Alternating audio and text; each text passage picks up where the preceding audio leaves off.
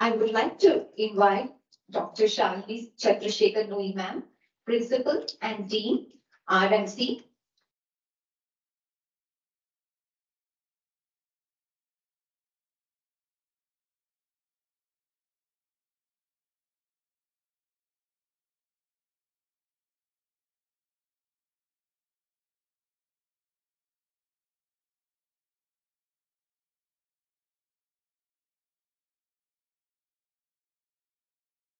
Dr. Nagaraj NT, Surveillance Medical Officer, NPSP Unit, Bengaluru.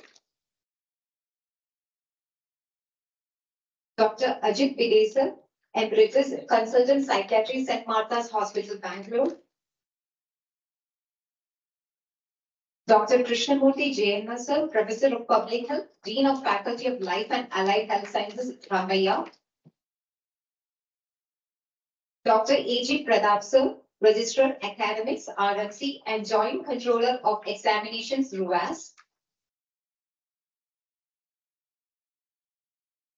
Dr. Lalitha K., Professor and HOD of the Department of Community Medicine. And Dr. Dinesh Rajaram, sir, Associate Professor, Department of Community Medicine.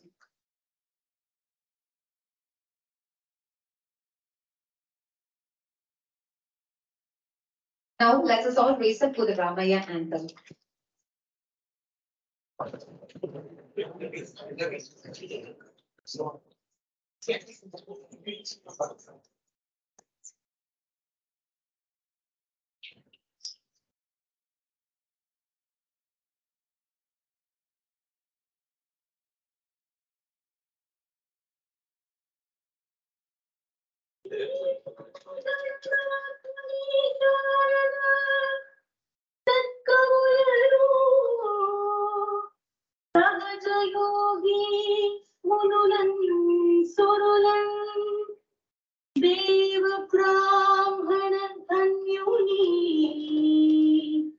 Sakalaantaryami Harini Chala Rajini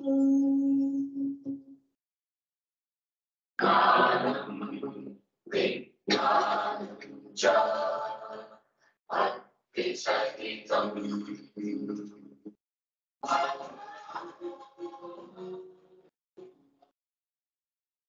Jnana Vidya Vinaya Bhushan Ramaiah Samoha Samstana Jnana Vidya Vinaya Bhushan Ramaiah Samoha Samstana Tarif Nihari Niyadri Imamke Jayantuva Ki Samstana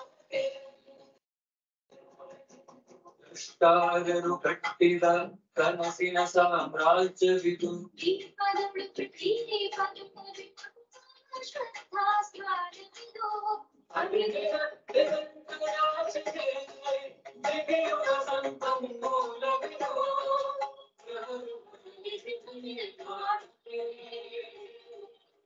Pratyada Sopanavidu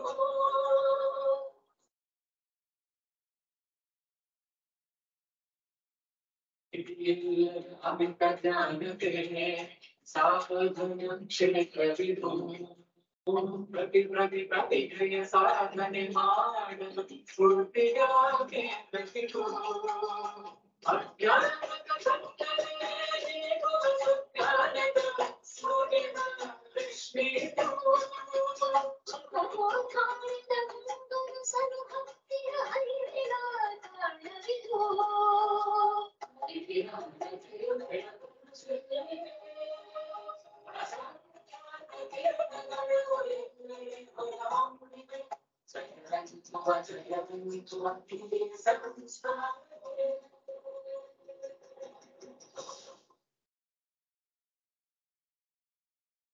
Please be seated. Now, I would like to invite our beloved Professor and HOD, Department of Community Medicine, Dr. Lalitha K., to deliver the welcome note and overview of World Health Day. A very pleasant afternoon to one and all. World Health Day is an event observed on every 7th of April every year to create awareness about global health issues and highlight the importance of health in our lives. This marks the birthday of WHO, and this year we are celebrating its platinum anniversary, that is its 75th year. This year is an opportunity to look back at the public health successes that we have, which has contributed to the improvement of quality of life during the last 7 decades. It is also an opportunity to motivate action to tackle the health challenges of today as well as tomorrow. It is with my great pleasure and honor that I welcome each one of you for this CME, which we are observing on the event of World Health Day. Ramaiah Medical College, under the Ramaiah University of Applied Sciences, has observed series of events over the last week, and today it has culminated today's CME. As we enter the 75th birthday of WHO, the theme is Health for All, and rightfully to be apt to the theme and the definition of WHO, which looks at physical, social, spiritual health, and mental health. We have various activities targeted to address each of these domains. Accordingly, we had cycling competition, then walking competition, and also street fit competition to create awareness of the theme. And we had a overall response from all the faculties. To complete the event, today we are having the CME, which is specifically addressing the spiritual health and the social health, mental health. So, welcome each one of you for this occasion. On this day, it's my privilege to welcome our beloved Principal and Dean, Dr. Shalini C. Nui, who has been instrumental in guiding and encouraging in organizing such events. Ma'am, welcome you for this occasion. We have with us Dr. Pratap sir, who is the Registrar for Institution. Sir, thank you for joining us and encouraging. The chief guest of today's day is Dr. Nagraj sir, who is from the WHO Surveillance Officer, aptly representing the WHO. We have two guest speakers amongst us, distinguished guest speakers, Dr. Ajit Bide, who is a noted psychiatrist in Bangalore, who has been practicing for decades in Martha's Hospital. Sir, thank you for joining us. Welcome to the. I also welcome my good friend, Dr. Krishnamurthy Jayanna, who is also our research dean of Ramaiah University of Applied Sciences. Sir, welcome.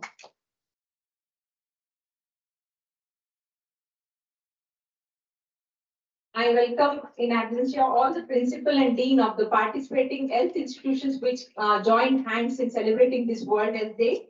That is from nursing, pharmacy, dental, allied health sciences, and physiotherapy. I welcome each of them, and also the faculty, the coordinators, the students who represented from these institutions. I welcome each one of you. I also welcome my colleagues from my own department, the postgraduates who have toiled over the last 1 week in organizing these events, and coordinator Dr. Dinesh Rajaram for looking after all the activities. I warmly welcome the HODs of other departments who have joined us to celebrate this occasion from psychiatry and pharmacology and ophthalmology and other departments as well. Welcome all the faculty, PGs, and other staff who have come from various disciplines across the institution in the Ramaiah University of Health Sciences. And we have special invitees, our medical officers from our urban health centers who have joined us. So welcome to both of you who are also blessed our street play competition. And most importantly, I think it's the students. I would extend my warm welcome for all of you, because without you, this program would not be complete. Welcome each one of you. Once again, I extend my warmest welcome to one and all, and wish that this will be a fruitful and engaging CME. Thank you so much. Thank you, ma'am. Now, let us inaugurate the World Health Day 2023 by watering the plant. I cordially invite all the dignitaries on the dais to perform that.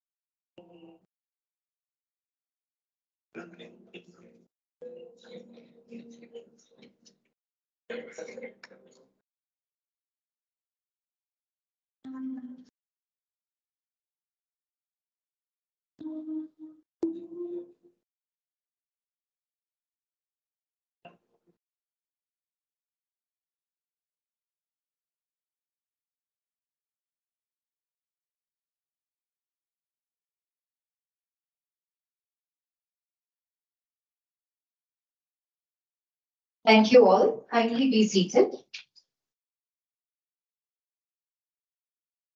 It's my pleasure to invite our Principal and Dean, Ramaiah Medical College, Dr. Shamini Chandrasekhar Nui ma'am, to address the gathering on this occasion. Thank you, Aishwarya. Wishing you all a very pleasant afternoon. I think after a week of very exciting events that took place in the form of street plays, in the form of walking competition and the cycling competition that took place in the campus to mark World Health Day this year. It is a pleasure for me to be here today to speak a few words about the significance of World Health Day. As has already been spoken by Dr. Lalita, World Health Day is usually celebrated on 7th of April every year. And this year, we are looking at the 75th year of the celebration of World Health Day. So the events that led up to the concept of health for all came up in the Alma Ata Declaration in the year 1978, 30 years after the World Health Organization had actually had its first World Health Assembly. World Health Assembly for the first time was held in 1948, and 30 years after that, in Kazakhstan, in a place called Alma Ata, the declaration of the World Health Organization came into being, where they said the concept of health for all started as primary health care. And then we went about, every government, most of the countries went about their activities to improve the health of all citizens. But by the year 2000 came, it was realized we still haven't been able to achieve the goal of health for all people. Okay? So then we had something called the Millennium Development Goals. So we said the United Nations came up with that and said we need to set these goals for ourselves. So in the next millennium, we should achieve these goals. There were 8 goals set up, of which a few were specific to health. Okay? And soon after, we had some other goals called the Sustainable Development Goals. Now, the importance of Sustainable Development Goals is that it had more than the Millennium Development Goals. We had 17 goals to be achieved. And the most important thing was the Sustainable Development Goals applied to all countries, rich or poor. Whereas the MDG, the Millennium Development Goals, were thrust upon the poor countries or the developing countries. So this helped improve the health for many people in many countries, whether it's rich or poor. Even the rich countries have people who are marginalized, people who are not able to afford healthcare. Okay, so this is how it happened. And then 40 years after the Alma Ata Declaration, which happened in 1978, okay, in the year, I think 2018, in the year 2018, again, the WHO met in a place called Astana, Astana. Again, it was in Kazakhstan. Just to review what happened, why is it that people all over the world are not able to achieve these goals? And they came up with certain guidelines and criteria. And so I think that now we have to, take care of these guidelines and these criteria to come up with health for all people all over the world. And this in our college, this celebration or this observation in our college is an attempt to make everybody in the campus aware of what it means to provide health for all. And for that, we are very grateful to Dr. Ajit Bide and Dr. Krishnamurthy for having come here and accepted our invitation to speak to you a little bit about how we can have health for all. Okay, and I'd like to leave you with a few pictures. Would you please put that up? Yeah. So this is something that you should follow if you want to have health for all. Work-life balance. I'm sorry. Next, please. Food and drinks and physical activity should be balanced. Next, please. Balance your mental health, family and friends. It's a brain tonic if you keep reading. Become a lifelong learner. And that is also one of the goals of being an Indian medical graduate. You should become a lifelong learner. Next, please. The most important thing is learning how to communicate. So please communicate and also listen to what isn't being said by the person. Next, please. Food plate. Please follow a balanced diet, 5 colors in your meal. Next, please. Exercise. Next, please. Have good sleep. That is also important. Next, please. And a holistic healthcare, which Dr. Krishnamurthy is a proponent of. He'll be speaking to you about holistic healthcare. Thank you. Thank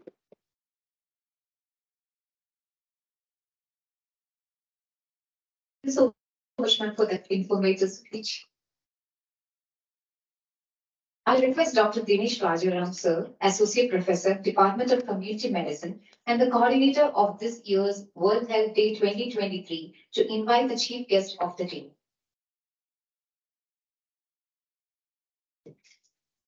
Good afternoon, all the distinguished members here.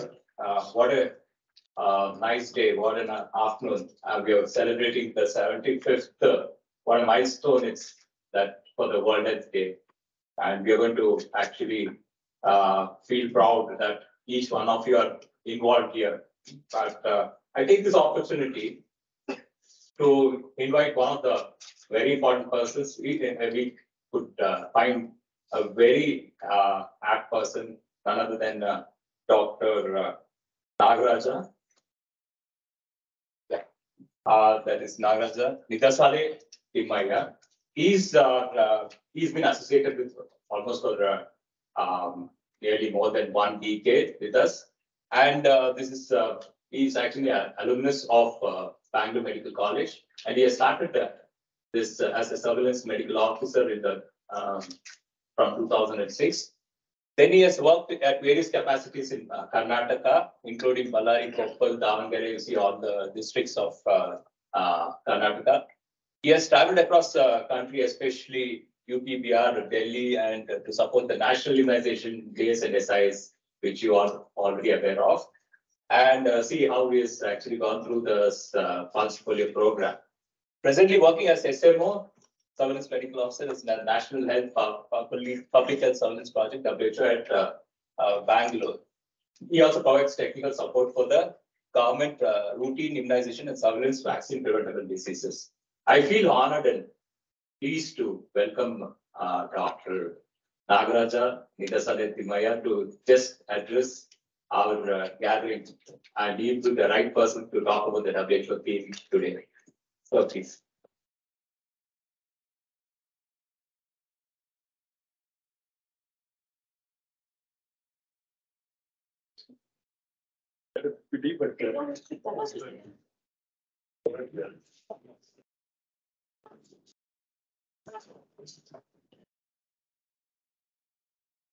Yes. Yes.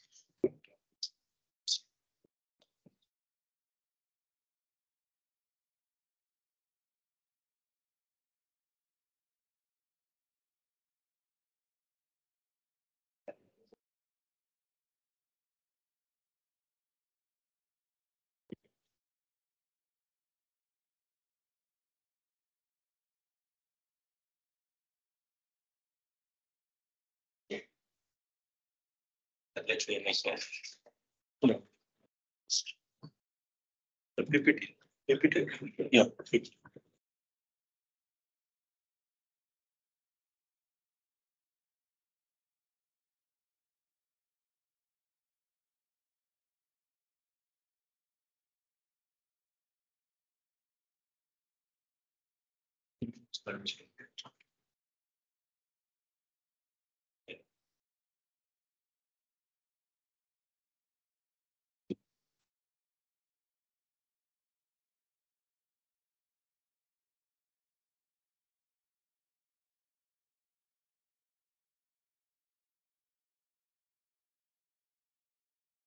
Right.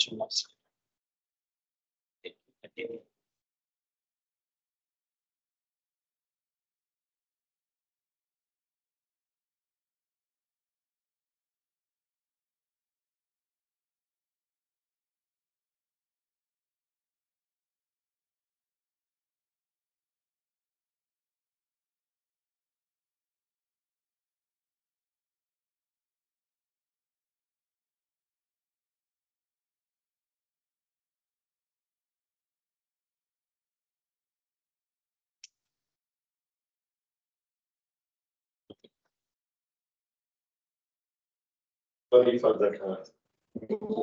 For the, uh, Good afternoon. Warm wishes to all of you and take me this on the dais and of the dais. And my dear students, I would like to congratulate Ramaiah Medical College and all the allied institute management for conducting World Day celebrations in a meaningful way every year, because I've seen from last 26 years, every year it will be conducted, and in fact they are the messenger for actually spreading out the WHD messages. So on the importance of health for all and also universal health coverage. I'm very happy to note that many events have been organized in the campus by Department of Community Medicine with active participation by all of you in the last 2 years. So I don't want to take much time because I know another 2 minutes because I'm also waiting to listen to them. Just I will run through few slides quickly.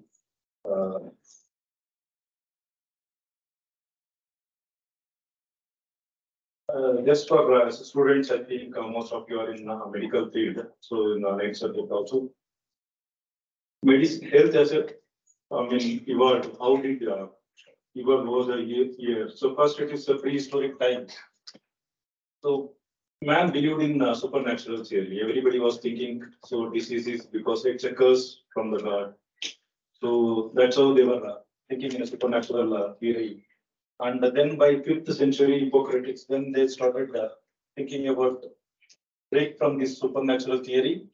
And the first systematic effort was made to causal relationship with human and also nature. So that's how the shift changes. Then as we progress in the Middle Ages, it's starting from the plague outbreak in the end 542 to 1348, where there was a block. So it affected the whole of the year for 3 years. And at that time, so this concept of isolation came into picture. So there were even outbreak of leprosy and smallpox, tuberculosis, cases on drugs. So that's where this now because of COVID, we all aware what is isolation, what is quarantine. But we should remember this isolation concept came way back in 1348.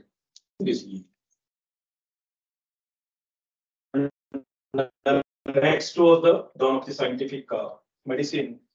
So we know, so a lot of discoveries happened, especially of the discovery of cells in 1640, 65, and microorganisms. So genes discovery in 1866. So all these, so they have concept of health put forth by Hippocrates and Gallen. Next is the public health. Then afterwards, the public health concept came into picture.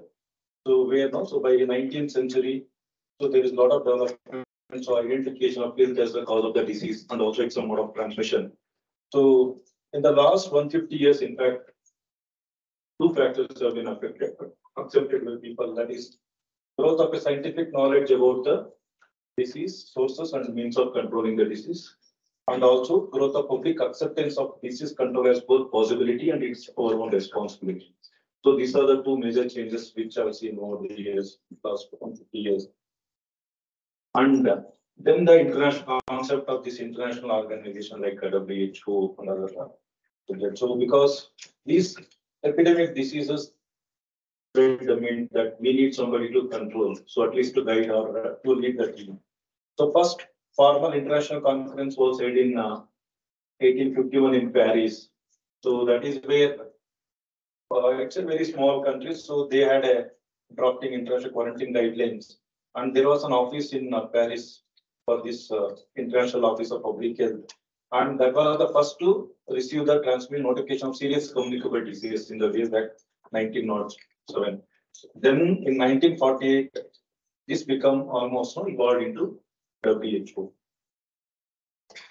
And what are the progress made so far? I mean, especially developed countries. So issues are sorry. Developed countries again, it's a more of they've passed out of infectious diseases. Now more of NCDs are becoming the issue for them. So they have a integration of preventive medical care services, provision directed towards better mental health. Whereas less developed countries still, that this division is still there. So still they are think of infectious disease countries, malnutrition, family health. So these are the still there is a wider division. And this is how the WHO was formed. So at that time, those days, so there was a WHO. World War I was there, World War II was there. So in between, so they thought we should have a healthier world. And then this document was made, Constitution of World Health Organization document. So it was in the conference in New York from 19 July to 22nd July. And it was signed on 22nd July 1946. At that time, it was 61 countries. Now we have 194 member states. So 61 countries they signed, and this came into picture on 7th April 1948. That's why 7th April 14 is the acceptance of this constitution of the WHO that is celebrated as World Health Day globally. And this 7th April 2023 marks the 75th year of WHO anniversary. So now, working with 194 member states across the 6 WHO regions. So all these 194 countries have been divided into 6 regions. So we have more than 150 officers. So our goal is to ensure that everyone, everywhere can realize their right to health. That's what we're working on. As Madam has already spoken about in 1978, that's again declaration for health for all. Even today, it remains the front and center force for WHO, that's health for all. And where are we supporting for health for all? That's what we are reviewing national health programs so that no one is left behind. And also we are taking barriers towards more equitable distribution of the health system globally. And Madam has put because clearly, so this earlier we had MDGs, which was 8 goals by 2015, and it was mostly for developing countries targeted. Now it has changed over to sustainable developmental goals, 17 goals by target is by 2030. So there are 17 goals, and again, out of them, one important one is 3.8, which talked about universal health coverage. So this is the umbrella where we are all working now. So main importance is attainment of universal health coverage, where people can have access to affordable, equitable, and good quality sustainable health care. So it is the primary health care is the product. So that's why World Health Day celebration. So it's mainly evolving about universal health coverage and through primary health care. And on the similar line, which I talked about WHO, so as I said, India comes under Southeast Asia region, one of the 6 WHO region. So even India office was also started in the year 15 December 1948. It's the same year. So we are also celebrating. WHO's year is also 75 years old.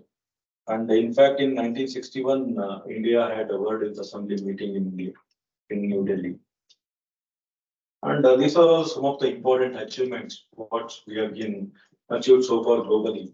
So 1947 was the first disease tracking. So whatever we have now, disease surveillance.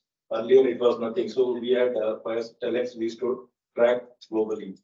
And 1961 is the important year because that's when Sabine oral polio vaccine was invented and that was used globally because of this polio campaign. So that's why we could stop the polio virus. Almost 99% of polio viruses come down. So we are on the verge of eradicating this polio also globally. So only 2 countries, Afghanistan, Pakistan, have still polio. And 74, again, one important program that is the expanded program on immunization was launched.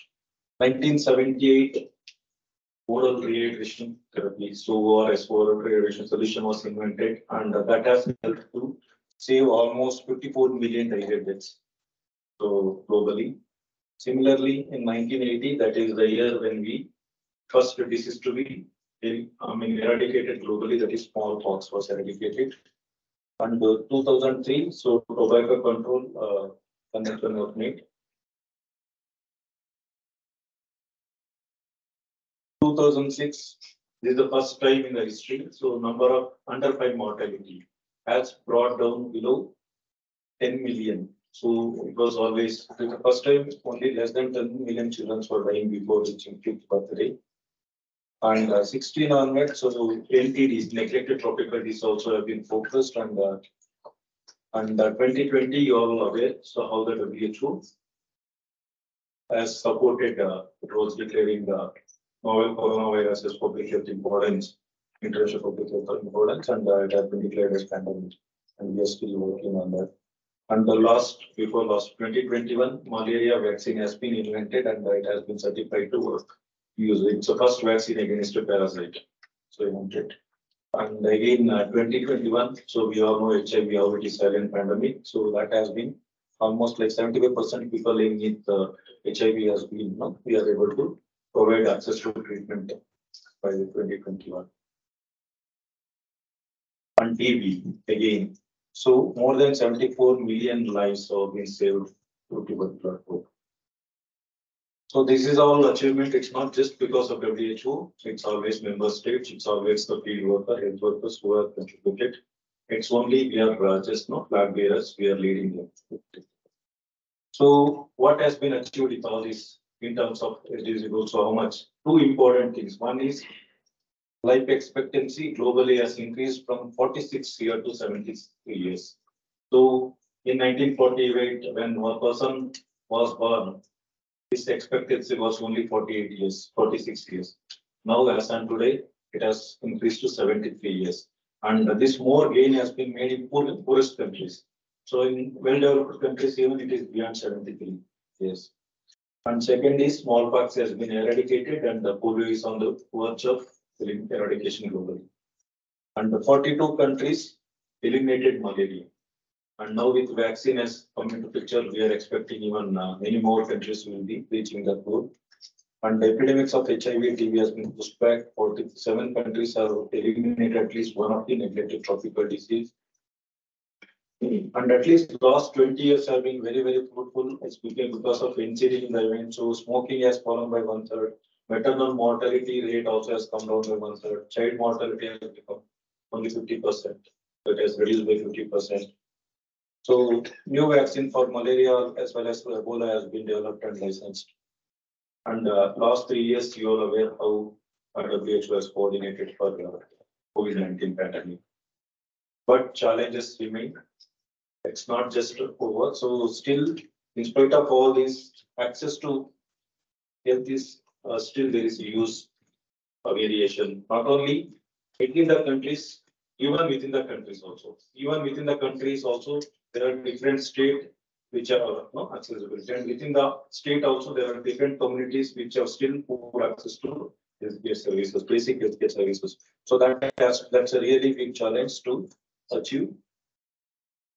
And also this financial hardship from out-of-pocket expenses. Still, even though that's a concept of universal health coverage, where people should be getting the service at their doorstep, they should not be spending from their pocket for available basic services. So that is not happening. And in fact, it has increased by a lot of expenses, and nearly 2 billion people have been put into poverty again. And the COVID-19 again exposed us how poorly we are prepared for any pandemic globally. So that's why, and even coordination between the countries also be problem. Now the WHO is coming with zero draft pandemic apart. So there's right now it's going on preparation. So that will be presented in the next year, 2024 World Health Assembly and approved so that now. So similar to how WHO constitution is there. So similarly, the zero draft of pandemic will be for next generations to come. That will be the important document. So that's there. Next year it is going to get adopted. And also this on this day WHO, so we have launched what is called as 25/25/25. That is to support 25 countries to train their 25% of health worker by 2025 in the basic emergency care service. That is the target WHO has put for this year to achieve. I think for public, especially what WHO is giving message is demand your right to access health services. You need without falling into financial hardship. So every public should demand from their, governments from their support. So they should be getting basic healthcare services at their doorstep. And also all the member states, we are calling upon them to increase the public financing on health. So whatever the money spent on health expenditure is very still less in many countries. So we are asking them to increase and develop strong health system, deliver both universal health coverage as well as emergency preparedness.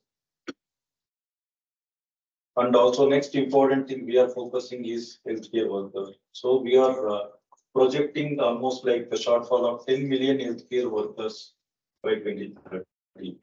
So how to fill up this gap? So that's why. So we are requesting the member states to keep in mind to have more and more healthcare generation, and not only that, even providing better remuneration for them, because we have seen during COVID how 50% of more than 50% they got exhausted during pandemic, all the healthcare workers. So they should be provided better services. So that's it. Thank you. Thank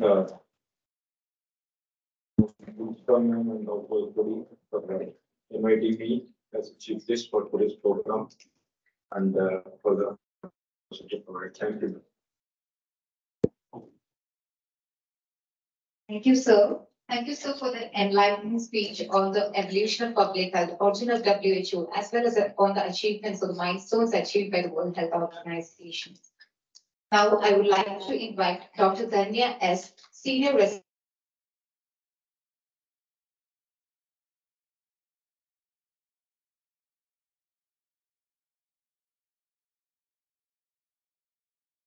A very good afternoon to one and all. It's a privilege to introduce our guest speaker, Dr. Ajati Dide, sir. So, sir is an alumnus of St. George's Medical College and in Bangalore. He is an emeritus consultant in psychiatry at St. Martha's Hospital, Bangalore, where he has been working for the last 34 years. And also, he has introduced the family medicine PG program there. Sir had served as president of Indian Psychiatric Society during 2018-2019, and he had chaired Ethics Committee, Advocacy Committee, Boundary Violation Task Force on LGBT mental health in the past, and also he has served as literary editor of IGP. He is former president and CME chair of Indian Psychiatric Society South Zone, and also had served as the post of former secretary, editor, and president of IPS Karnataka. Sir is founding convener of IAPP Karnataka branch and also had served as IAPP president. He is a popular speaker at public and professional fora on various mental health issues.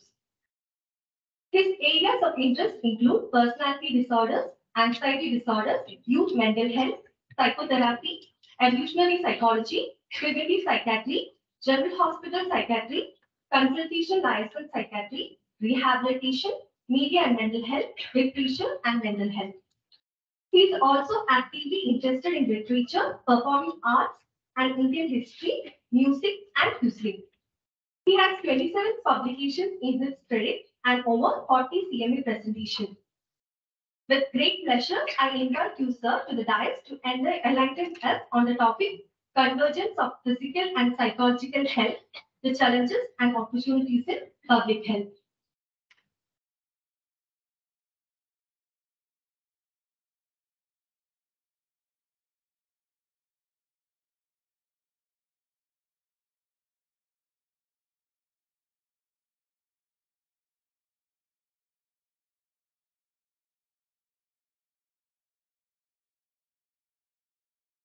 Good afternoon. May I request everybody to just stand up? Put your arms up, stretch a little, and sit. I'm very scared of yawns. I was hoping to cut down the.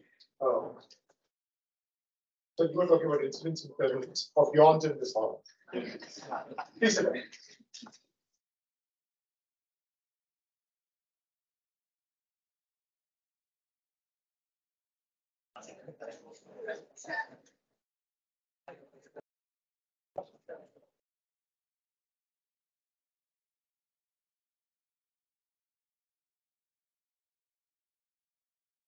I'm generally not so clumsily dressed. You see me in odd footwear. I'm grateful that I'm now able to wear these. And the story behind this, that my friend Murli will tell you, is on account of my having been an inpatient in your wonderful hospital very recently. I had complications of diabetes and I ended up with a diabetic foot. Thank you for the wonderful care that your hospital has rendered. So as Dr. Nui very rightly pointed out, health for all was a slogan. It first came to us in Alma at the time when I was just into my final year MBBS studies. I have a very dear friend, the director of an institute in Delhi, who has written very cynically about health for all, 1978, health for all, now in 2023. Exactly what are we about? But I noticed that health for all has been broken down into components much more realistically now.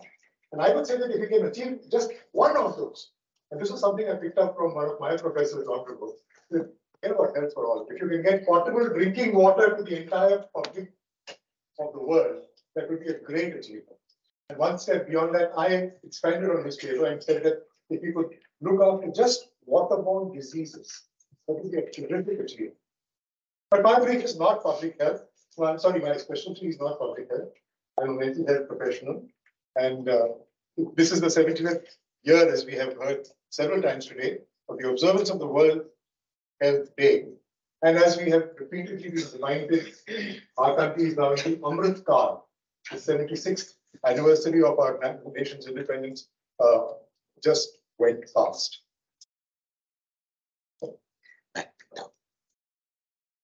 Now, I'm not sure whether this is funny, true, or sad. A worldwide survey was conducted by the UN. The only question asked was, would you please give your honest opinion about solutions to the food shortage in the rest of the world? The survey was well intentioned, well conducted, but was still a huge failure. Why was it a huge failure? In Africa, they didn't know what food meant. In Eastern Europe, they did not know what honest.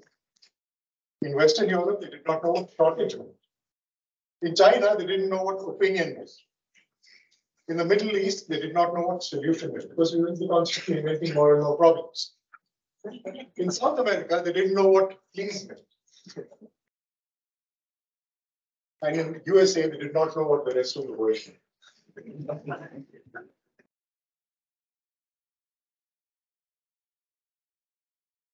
So clearly, across most of the globe, there was an evidence. How do I knock those things off? Yeah. Thank you. There was a lack of convergence, and that's my theme today, convergence. What is convergence all about?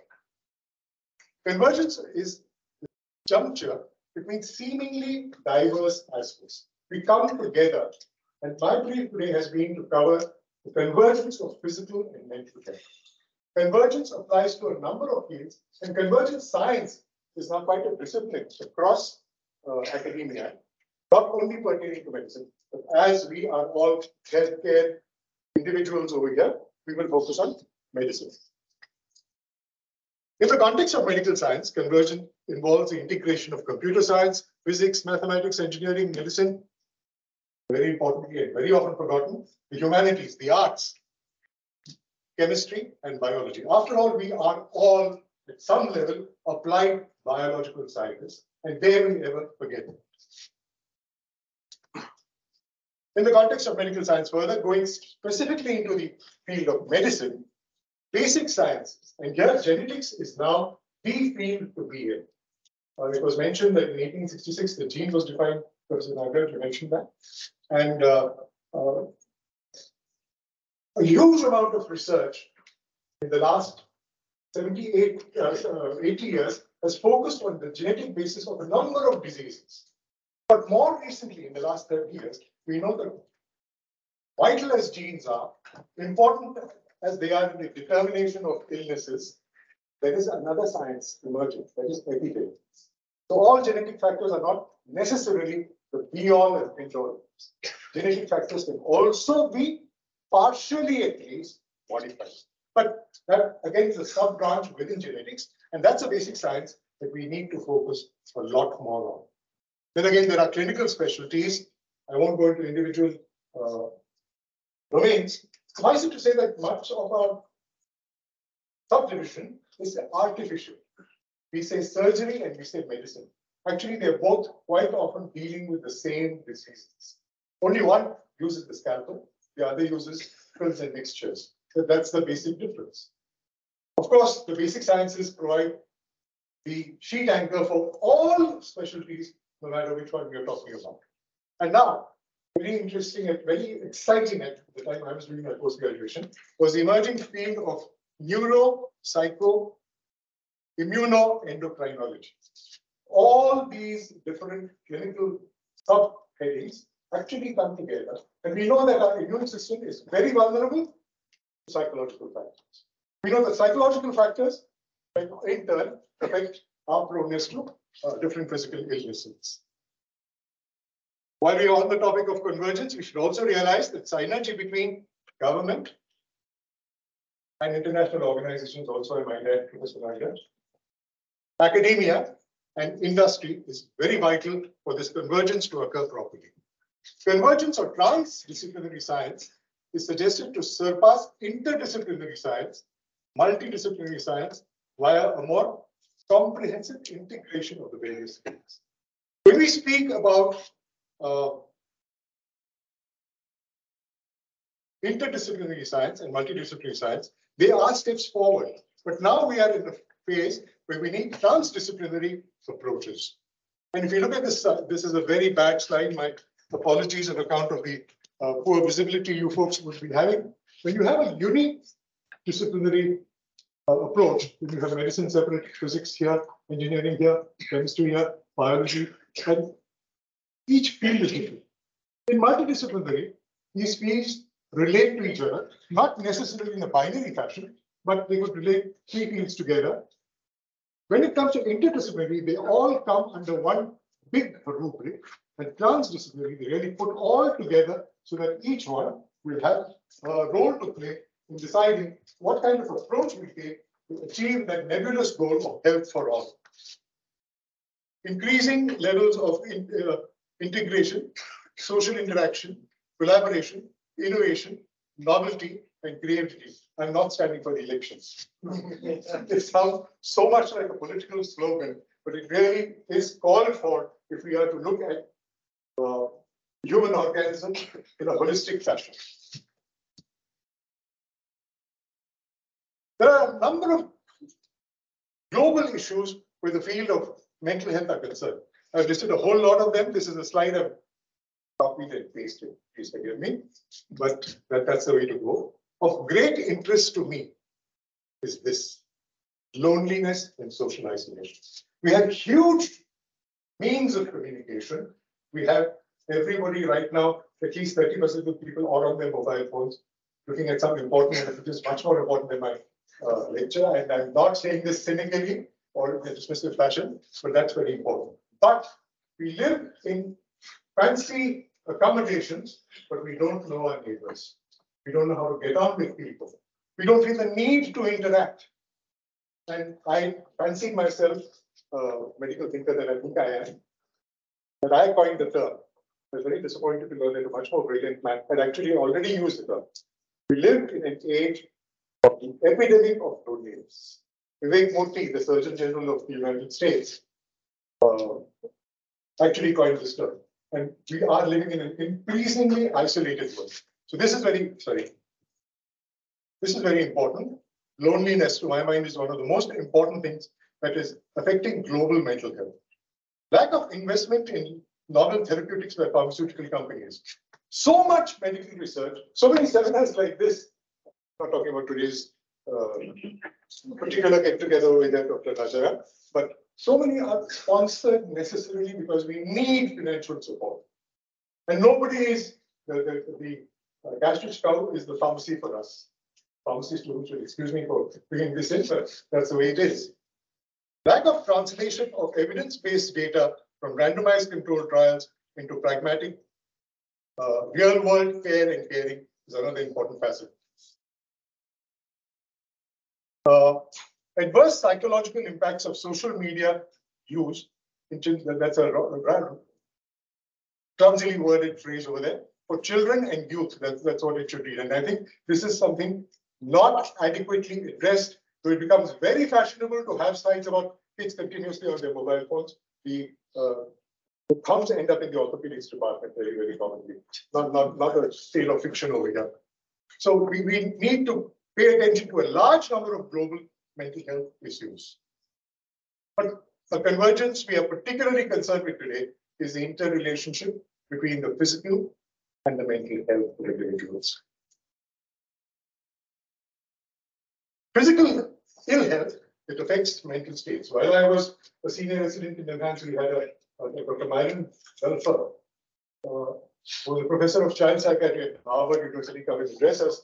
And he, for the first time, pointed out that kids full of energy, full of bounce, full of vitality, who had been restricted to a bed by complicated orthopedic conditions, suddenly had psychotic breakdowns, went through immense rage reactions that could not easily be understood. And now we know that immobilizing an otherwise mobile person, yours truly included, can affect mental health very, very gravely. Then there are neurodegenerative conditions.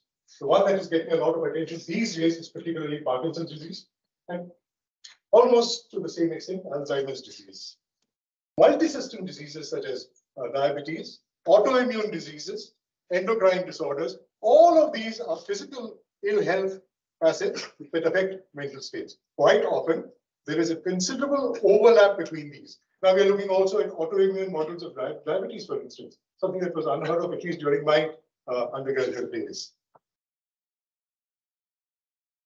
While Freud ruled the domain of mental health for a long time in the West, especially in the USA, unfortunately, and psychiatry came to a standstill practically because everybody went by dogma and doctrinal teaching of psychoanalysis, which equated itself with psychiatry pretentiously. But there was one very perceptive individual, Dr. Franz Alexander, who delineated certain syndromes that he called the psychosomatoses.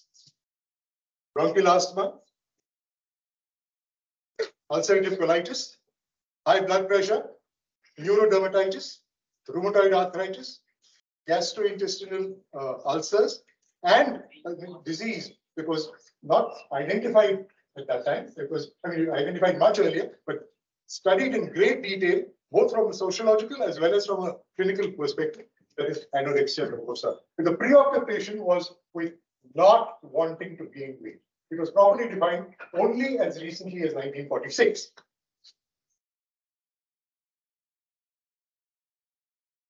Physical ill health that affects mental states. Two conditions we consider in some little more detail than the others. Hypothyroidism, figured in the last list as well, hypothyroidism. Richard Asher was a very perceptive family physician who later on went on to become a specialist in internal medicine. And he gave us this term, myxedematous madness. We know that myxedema is almost a synonym, not entirely a synonym for hypothyroidism. And he delineated two particular mental conditions that are most commonly associated with people who have hypothyroid disease. That is depression and a tendency to be suspicious, paranoia. Both of these occur, and sometimes, tragically, they occur together, which made it much more difficult to treat. And he coined this term, myxedematous madness. During my undergraduate days, the exciting research was on ischemic heart disease, heart attacks. And there they felt, two cardiologists actually, with a peripheral interest in mental health, noticed that in their waiting room, certain chairs were getting worn out very fast because people were sitting at the edge of these chairs. What was happening over there? These were people in great hurry. They wanted to be seen first. They didn't have the patience to wait. And that's how the type A behavior pattern came to be distinguished. During my postgraduate days, it was a thing to know, to impress your examiners, to say that the type A behavior pattern is associated with ischemic heart disease. We now know that there is a slight overrepresentation of type A personality or type A behavior pattern, strictly speaking, not personality. It does occur with ischemic heart disease, but all type A people are not necessarily people who are going to have heart attacks. Okay, so the good news is that without good type A people, I don't think the human race would have advanced very much. So type A is not all bad. Precisely what is type A? There are good points and there are bad points, as the cliche goes. The strengths are that these people can easily embrace change. They are ambitious, they are passionate, and they are highly competitive people. They are road hoggers, and they cannot tolerate anybody coming in their way when they're making their progress, literally or metaphorically. The flip side, the seamy side of this personality is that they're stubborn. They are more devoted to work than anything else in their life because they want to be great achievers. Their ability to control their anger is gravely limited, and they're intolerant of inefficiency. They cannot put up with other people. I'm sure many of you, I won't say are type A, but I'm sure you know somebody who is type A. Don't look at them right now. Looking at the other side of the coin, mental health affecting physical health. Immune compromises, I already referred to that when you're in a depressed state, your immune system gets severely compromised and you are much more prone to developing infections. Surprisingly, even common infections like the common cold are much more common among depressed individuals. It's worth keeping this in mind. Healing gets delayed whenever there is a mental compromise, like the condition that is compromising the mental health of the individual. And of course, you have impairment across the various systems, most particularly, and this is a order of precedence, digestive, respiratory, there's a spelling error over there, neurological, cardiovascular, which we've already mentioned, and urogenital. Most importantly, sexual dysfunction is very common when the health is badly affected. While psychosomatic diseases are hardly ever talked about these days, we have something new that has come up, that is lifestyle disorders. And one of Freud's, he didn't like to be called followers, but Alfred Adler was a very perceptive individual himself, deeply interested in mechanisms of the mind, and he gave us this term, lifestyle. 30 years after Alfred Adler's died, he came to recognize what were called psychosomatic diseases as lifestyle disorders. And here's a wide range of the diseases listed over there. We will not touch on ones that have already been mentioned, but obesity. We see an epidemic of obesity, especially among the economically prosperous Westerners. Those who are conscious of health needs and what Dr. Nui mentioned, exercise, the importance of exercise, don't fall into that category. But those who do not recognize this, but capitalize on the fact that they can afford the richest food, they can afford to have treats all the time, are the ones who are most prone to getting into obesity. So where is this commonest? It's commonest not in the upper classes, it's commonest in the middle order of socioeconomic classes, where the awareness of other health practices is relatively poor. An illness that we thought was worth presenting in a case conference in my undergrad days, polycystic ovarian disease, has now become so common. Any gynecologists here? But it is now rampant, associated with obesity, associated with menstrual abnormalities, and also associated with a wide range of psychological dysfunction. Where do all these come from? They come from bad health practices, some of which have been referred to in earlier presentations. Excessively processed food, stress, which is a slightly nebulous entity, but still can be better defined, lack of sleep, addictions and substance abuses, unhealthy diet, inactivity, and a lack of proper socializing. All these contribute to lifestyle disorders. A little surprising, perhaps, but other lifestyle disorders, dental caries, dental students here. Conspicuous by their absence, I was told they're going to be here. Never mind. Road traffic accidents, something we never thought of as a lifestyle disease. But road rage and road rage leading to road traffic accidents, nervousness leading to road traffic accidents, alcoholism leading to road traffic accidents, are all in the realm of lifestyle diseases. Dysfunction in the lipid metabolism, neurodermatosis, which Franz Alexander had already talked about, and what is very, very important, especially for a psychiatrist, Hemendra will agree, behavioral addictions, which have become more and more common, and which are unfortunately targeting large sections of our population, principally, if I were to take the age average over here, your age group. Behavioral addictions, addictions to the internet, addictions to pornography, addictions to gaming, all these are taking away precious time from individuals and depriving us of having a proper health quotient. Then we said stress, difficult to define, but very much attendant on our lives. And stress is something we have borrowed from physics. Since we are talking about convergent science today, stress is used interchangeably for the cause and the effect. I'm stressed out, we say. We have converted a noun into a verb over there.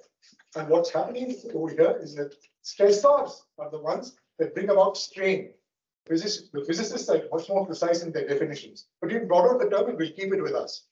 So stress can be acute in the form of a natural disaster. Stress can be acute in the form of a bereavement. But stress can also be chronic. For example, one of the areas that I have deeply been interested in chronic child abuse, especially emotional abuse, which goes on. So chronic stress can cause problems quite a bit in later life. So can we really do away with stress? Stress is going to attain in all our lives. But we must be prepared. The Scout motto, put right at the bottom over here, be prepared, is tremendously important for us to look at situations that could attend on our lives and thereby be prepared to tackle the stress when it actually comes in. Janak Kaplan, preventive psychiatry specialist. Rakshit, I hope you're listening. Give us these two very important terms. Emotional inoculation, where just as we inoculate somebody to produce antibodies, we take a less harmful form of the germ and produce immunity against that particular disease, attenuated viruses, for instance. Here, emotional inoculation, what will happen if this horrible situation attends on your life? And if some individuals are not intelligent enough to come with good enough responses, then we actually guide them. This is how you ought to go about things. If your father who is seriously ill and in hospital and not likely to make it, this is how I'd like you to be prepared. Is there a will made? How are the finances? Do you have a good social support system? So that is anticipatory guidance. Now, coming to the final part of my presentation, the challenges and opportunities. If you say challenges, the first thing that comes to people's mind is challenges, not enough resources. It's partly true, and whenever we speak about resources, we generally tend to focus on material resources, particularly money. And there's no denying that that is tremendously important. But let's not get stuck over there. There are other challenges that we need to face, and I'll elaborate on some of these in the next few slides. Inadequacy of training in mental health care, mental health at the graduate level. To this day, mental health is not a separate subject in MBBS. Very unfortunate. I don't want to burden the undergraduates over here with one more paper to clear, just as burden, so to say. But I want to give mental health its due. Sometimes we say that the kind of friends we have, we don't need any of this. And a very, very prominent, very dear friend of mine who is in the National Medical Commission is one of the people who says, no, psychiatry cannot become an undergraduate subject at all. Very unfortunate, but I really think the world over, especially the developed world, and we have to look up to them in certain manners. I will say that they've contributed a lot more to global warming and so forth. They're not angels altogether, but they have seen the importance of mental health. And I think it's important that we should have good mental health training at the undergraduate level. Shortage of qualified mental health professionals. The UK and the USA combined have 3 times the number of psychiatrists available in India of Indian origin. We have to be aware of this fact and do something about it. Complacency among psychiatrists. When I was a postgraduate student, this little article came in the American Journal of Psychiatry. Is there a stethoscope in the house? We get so engrossed in our own specialty, we forget that we have medical roots and we should be very good at being basic doctors. I think Murli and Hemendra might agree with me that many a time doctors forget, psychiatrists forget that they have medical roots. So that's important. Also, there are challenges not necessarily from the profession, but from the population. They have a medieval approach to a number of situations, and they have a dismissive attitude to any scientific explanation. Because we tend to fall back on fatalism. Karma is the wonderful, great explanation for anything that goes wrong. I'm not saying karma does not exist, but karma is something we can do precious little about. I would say nothing, especially little about. I'm deliberately not venturing into the realm of spirituality because that is going to be dealt with in the next presentation. But dismissive attitudes to science are a huge impediment. And inadequate respect among qualified mental health professionals for traditional systems of healing. We make fun of the necessity to integrate different local systems of medicine, for example, Ayurveda and Unani. But I think we need to do this. And I think it's happening in some measure because finally, we have an International Yoga Day. Again, I'm not standing for the election, so I don't want to promote everybody's knowledge like that. But the fact that we recognize yoga as an important technique is a great step forward, in my opinion. Broadening interests among all healthcare workers, that includes doctors, including dentists, nurses, psychologists, medical sociologists and medical social workers, pharmacists, physiotherapists, other kinds of therapists. I've said occupational therapists, but there are art therapists, there are speech therapists, all those are important. And there should be a fair grounding in the humanities. We mentioned it in passing, now in some detail, especially knowledge of history, literature, sociology, especially the sociology of religion, I think is something we should all be aware of and not be prejudiced against certain religious practices. Law, very important and most commonly forgotten. I'm very proud of the fact that my alma mater is not alma mater, my alma mater is first place to introduce medical ethics as part of the undergraduate curriculum. And media as related to healthcare. We need to have a good grounding in these. Opportunities. First, we start with knowledge, then we divide knowledge and say algebra is different from arithmetic, arithmetic is different from, both of them are different from geometry. Then we say we have modern maths, and we have allowed knowledge to diversify. Now we are reaching a point where we need to bring all those achievements in different fields of knowledge together to bring it to a converging point where the final delivery will hopefully take place much more creatively and effectively. In the age of convergence, individuals in a convergent science workforce must be equipped with deep expertise in their particular field, while also having literacy and understanding across a broad range of disciplines necessary for transdisciplinary collaboration. I gave you the example of immunology that was very new when I was a postgraduate. I think that's the kind of wide-ranging knowledge we need to have, a knowledge base. I'll be an expert in mental health, but I should know that thyroid disease can cause this. Diabetes has a number of psychiatric manifestations, that immune systems get compromised when we have mental health issues. I'll skip these 2 slides, but they're very important for the public health perspective. We might find these beneficial, but we haven't the time to go into these. And so in conclusion, we have tried to acquaint ourselves in the emerging trends of convergence in the medical field. Our brief today was to look at particular convergence between physical and psychological health. We recognize that these two are inseparable. As the WHO explicitly stated in its slogan for World Health Day many years ago, there is no health without mental health. So I started with an international joke about how people didn't know certain terms. We'll end with another international joke. The difference between heaven and hell. In heaven, the French are the cooks, the Germans are the engineers. The Germans are known for their prowess at mechanics. The British, who are very proper in recognizing and dealing with crime and people's rights. The British are the police.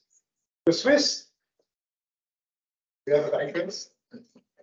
And the fame of the Latin lovers is legendary, so the Italians are the lovers. But in hell, anybody fond of British food? Trumpets and tea, I believe. The British are the cooks. The French are the engineers. The Italians are the bankers, the country known for more scams than even India. That's an achievement. The Swiss are the police. They don't know what security is all about, but they're very good bankers. And the Germans with their mechanical attitude are the others. Thank you for your very patient hearing.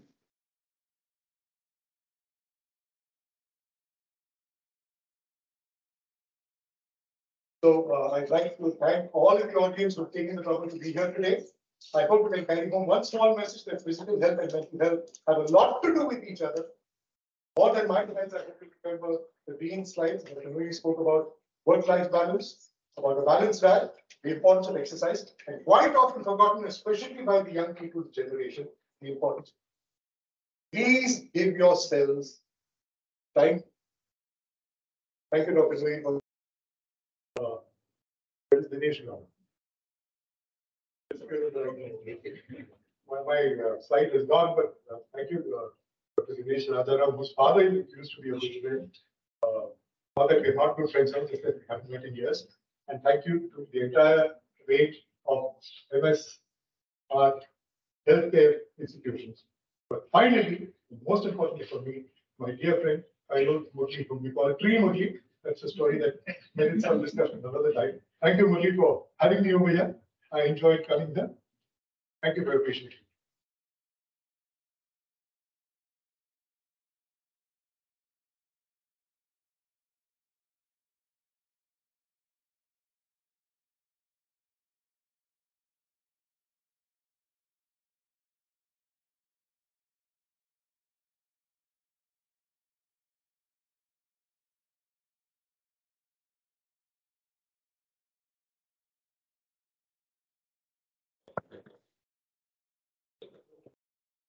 Thank you, sir, for that enlightening speech.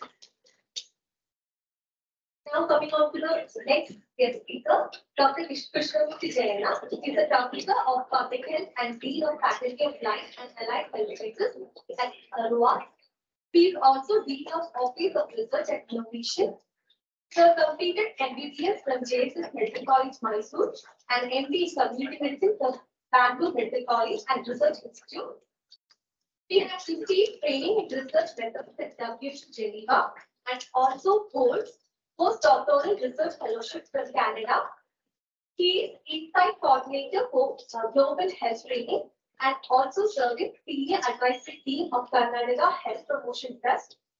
He is the recipient of several awards, including Karnataka Association of Community Health Young Scientist Award in 2010 and National Level Impact Award. Recently, he was honored with Ajanta Lakshmipati Oration Award by National Academy of Medical Sciences for outstanding contribution in the field of community health, particularly in the space of mother and child health. His research interest is in area of quality of care, quality of life, and well-being. In last 5 years, he is focusing on interventions that impact lifestyles and quality of life through integrative approaches. He founded Center for Integrative Health and Well-being. There, he guided and mentored a multidisciplinary team of Ayurveda physicians, yoga and meditation instructors, as well as health educators to support the clients in adopting an integrative approach to lifestyle change. He has over 100 publications to his credit and had authored a book to inspire and support people in adopting an integrative health and well-being lifestyle. It's my pleasure to welcome Sir to enlighten us on the topic spiritual and socio-cultural dimensions in achieving health for all. Please move on.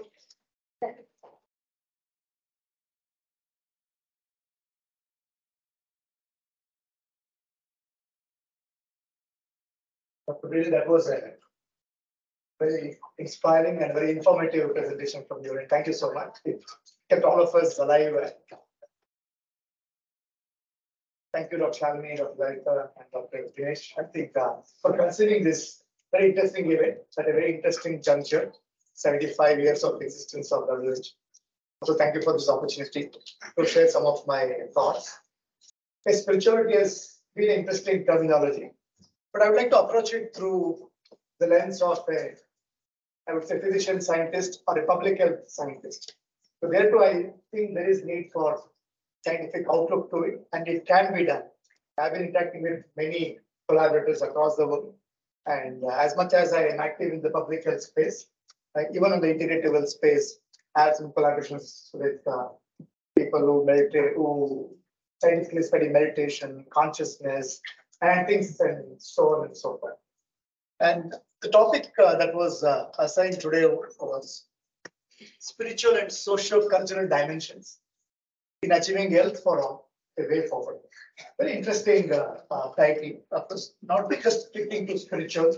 Dr. Vijay just touched upon very important physical and mental and the convergence between the two. And if you go a little deeper, then there emerges these other dimensions, spiritual. Even as an individual, how do I connect with my inner spirit, inner heart, and how do I navigate myself? And how does it play an impact on my health?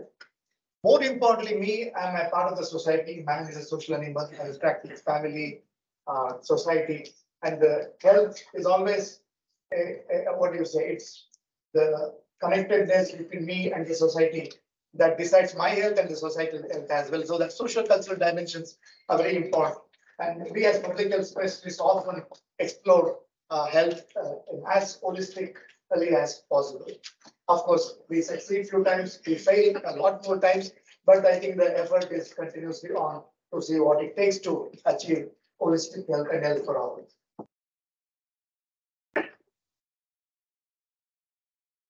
Broadly, when I spoke to Dr. Dinesh in the morning, I knew a good chunk of audience will be students. So I thought I should touch upon some concepts, most of you being from undergraduate. And for a lot of faculty and public health, it may look like a repeat, but we'll see if we can pick up one or two newer insights through our discussions. So I would like to plan this presentation under three categories. We'll touch upon some concepts and definitions, current context, and why today's topic is so very relevant, and some approaches, some way forward based on recent evidence in science. Concepts, very well known, I'm sure you heard many a time today, but WHO very early discovered through its consultation, through its observations, that health is beyond just the physical aspect to it. There is mental and there is social aspect. And WHO goes on to offer many dimensions, many determinants, where they elucidate a lot more dimensions going forward. But what is important for all of us as UG students is that when we refer to physical aspect of an individual. We refer to the mental aspect of individual. Spiritual is not there if you refer to spiritual aspect of individual. And the fourth, the social. Take a moment and think. What is me physically? What am I mentally? What am I spiritually? And what am I socially? Often what happens through our education, even school education, through our MBBS graduate education, we never offer time or we never find time to pause and reflect on these four important aspects. Ultimately, you are all going to treat patients. You're going to help communities. So if we don't get some clarity on these ideas, can we touch upon the lives of the patients who walk into our clinics, who walk into hospitals as holistically as possible? Will the connect between you and the patient, will it be complete? Think of it. I'm not going to talk a lot about this, but I would like you all to do some research when you go back to your Google. Physical, mental, spiritual, and social. What are possible ideas that are there out in the net? Please explore that. Can be a lot of fun, I can assure you. This is an interesting idea. I thought I should share with you how our approach to health. And when I say our approach to health, it's largely last 200, 300 years of modern medicine, approach of modern medicine or modern public health to health.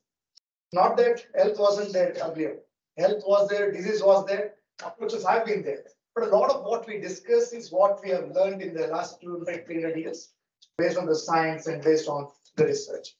Even our approach, how the concept of health has evolved, and accordingly our approach is treatments, whether preventative, curative, rehabilitative, whatever, also evolve accordingly. A lot, I think Dr. Nagaraj touched upon it beautifully. Very early, health was simply absence of disease. Let's say I don't have diabetes, I don't have hypertension, I'm healthy. We almost thought it is true. But then they realized, even those who don't have symptoms, who don't have signs, but mentally there is something going on, they're not necessarily they are healthy. And Dr. Bide touched upon some of those things, and he also looked at conversions. But for a long time we believed that. But later, they also was the observation that health is also a result of the interaction between the individual and the environment in which I and you live. So it's a dynamic process of exchange between me and the environment that will result in state of disease or a state of health. Later, it's not just the physical environment.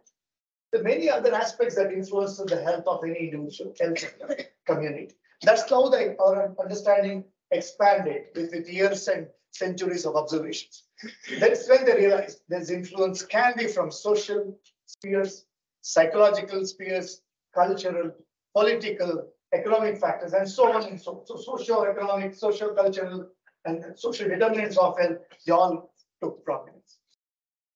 As we expanded our approaches to health, we also made progress in terms of our diagnostics, in terms of our treatments, in terms of preventative interventions. Having conquered the disease process, health process also was getting more and more complex. And the latest, the more recent approach is that health is so very multi-dimensional. Each of us, well, we refer to ourselves as I'm a doctor, I'm a male, I'm a citizen of India, but within each of us, we are not as simple or as direct as we appear to be. There's a lot of complex. I myself can be very complex.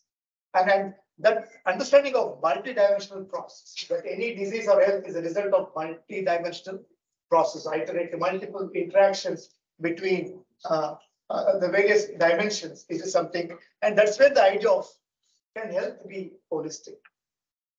If I can approach all the dimensions within me, can I approach health as holistically as possible? This is how these ideas have evolved. And in the process, there's a need for integration within me, between various dimensions. And between us as people with all the other sectors. In public health, we often look at sectors of health and education and housing and sanitation, because we go to a rural village. the health is decided by the things like economy.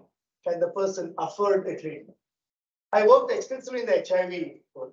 We had extensively very good treatment called antiretroviral therapy, offered free of cost by the government. And the ART center used to be a district headquarters. So there were people who were HIV positive, who lived 150 kilometers away from the district headquarters. The treatment was available free of cost, very expensive treatment. Yet the person didn't have money to travel and get his or her free stock of. That is one scenario. Another scenario, though a person could somehow manage to come and get monthly stock of ART, but the person didn't have enough purchasing power to get daily 2 or 3 meals. Imagine ART is a bunch of 8 to 10 drugs every single day, the kind of side effects it has, a person having it in empty stock. So I would like you all to think of the possible socio-economic influences on health. And now you can think of from a government, from a public health provider, which is predominantly government, and all the private that you all work together, how difficult it is to provide health for all, because health has so many influences from various others. So in order achieving holistic health is not as easy, while it sounds very aspirational, very, very exciting.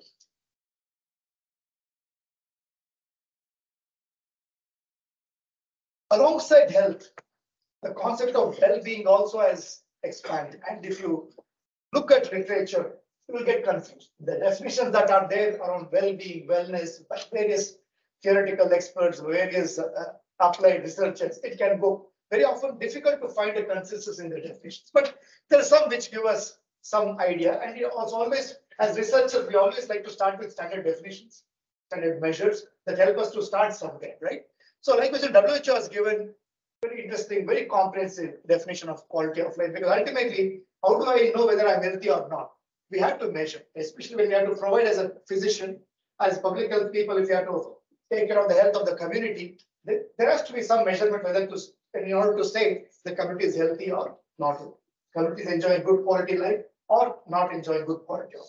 There is this WHO's definition, I think is very interesting. It defines quality of life as individual's perception. Look at it, it goes into perception of it. It's as subjective as it can get. Individual's perception of their position in life. Nothing to do with health directly.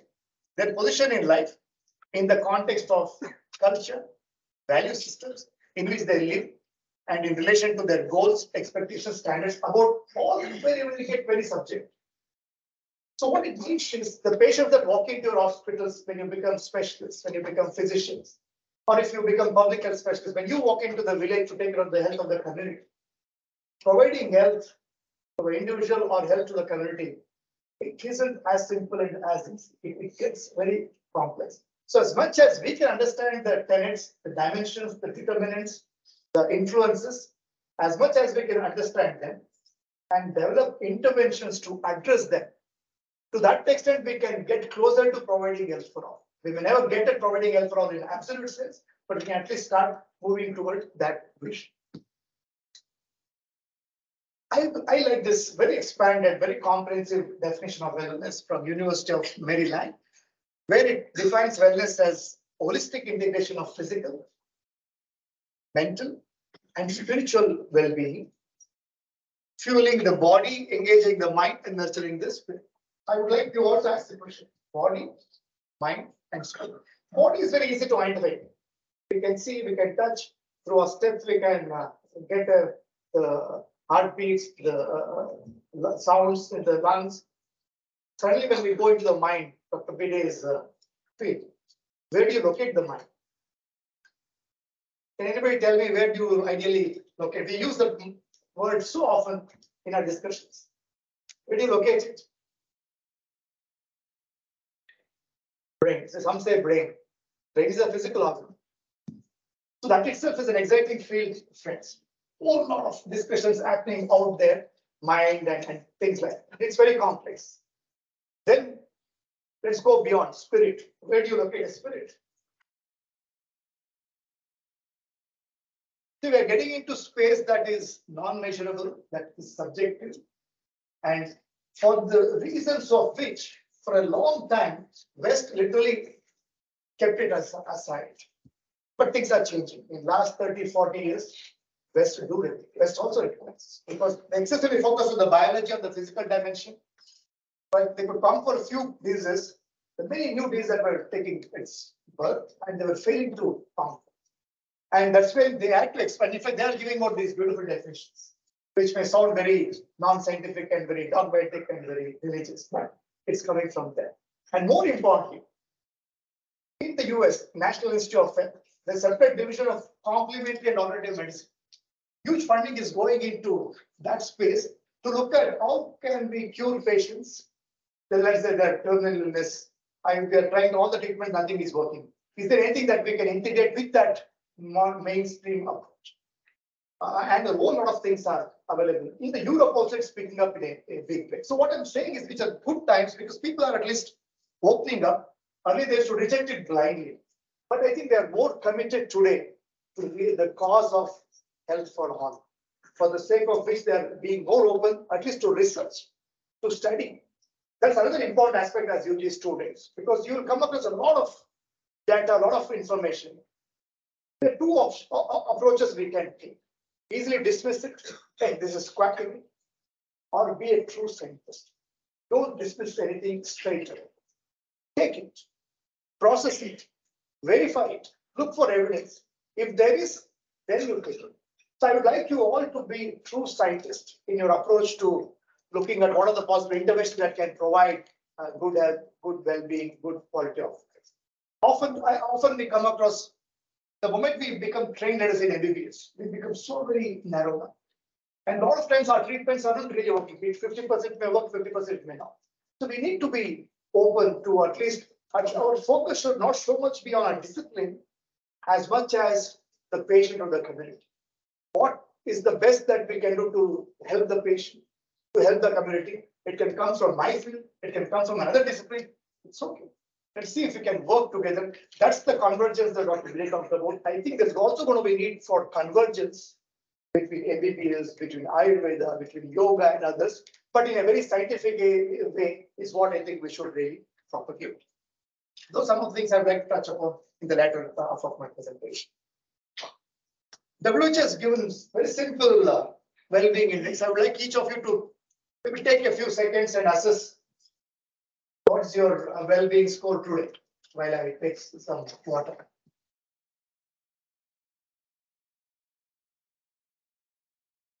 Apply this over the last 7 days.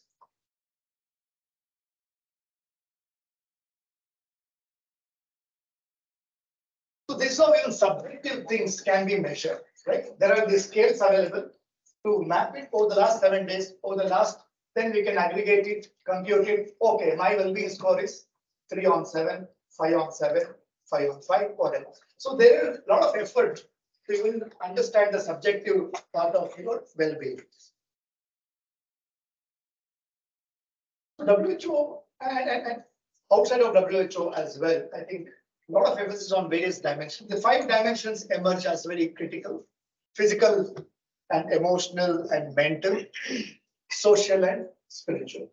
Now let's try and understand physical, emotional, mental. We covered it significantly in Dr. Vijay's presentation. What comes to your mind when you hear the word spiritual? Or not to students, any responses? When you say spiritual dimension of it, what is the word? Try to see.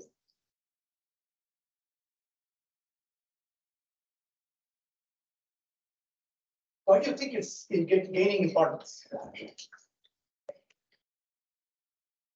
Especially the examples that Dr. Vijay took. The isolation, loneliness. Just think what's going on. The addition to, let's say, social media, to I think the overwhelming rates, to the extent that it is hampering the peace, the harmony, the health. A lot of research is showing, and even from philosophically, this was always there in scriptures from all parts of the world, not just India, but I'm sure the West, everywhere. That idea of self, each of us is not just the body, each of us is not just the mind, each of us is not just the ego, Each of us is also a self. All put together, we become one complete self.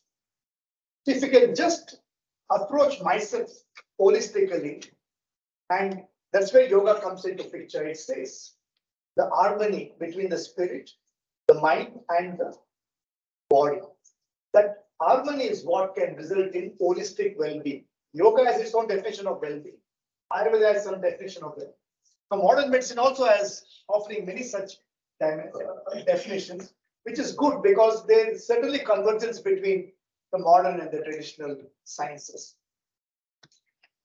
So spirituality refers to, for example, more existential questions pertaining to it. As much as we regard it, what do I want to become?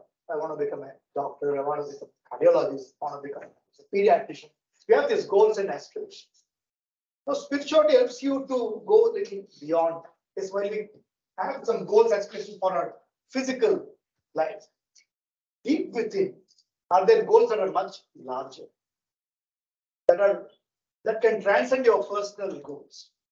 That's when these existential questions like, who am I really? What is my purpose in this life? And things like that. Because the spirituality offers certain tools, certain questions, certain platforms to help you look at yourself through a larger lens, help you look at life in a much bigger way. The advantage with that is when you have a bigger vision toward yourself, toward life, the problems can be more easily solved. Rather than focusing excessively, concentrating on a problem as against it's, for example, let us say you're on the ground, your vision is limited to, let us say, this room, or if you're on the street, your vision is limited to, let us say, 1 or 2 kilometers. But you're on the flight, you have a much larger, much bigger view, something of that sort. So often spirituality has encouraged people to have bigger outlook, bigger vision for themselves and for the world and for the life, because of which they can transcend this narrow outlooks, and in the process they can find solutions that are beyond physical. That is where spirituality comes from, and nowadays there is more a lot of interest everywhere, not only in India, in the West as well, to explore more of this and how it can help cure patients. And there are many interesting studies in some very challenging contexts. Those of you interested, I can share those later. So these are some of the concepts, some of the ideas I want to share. In the next 3 or 4 minutes, what can we learn from all of them? And how can we take it forward to achieve that goal of health for all? For me, one important thing that comes into my mind, in public health, we don't look at just treatment, you all know. Now, we look at just curing. It's important, but equally important is prevention of a disease, so that there is no possibility of acquiring a disease. And more equally or more important is health promotion. I'm already healthy. How can I sustain my good health? So keep these words. Curing disease is important, treatment, but disease prevention and health promotion is all important. And holistic health can be achieved only when all three are actually taken care of.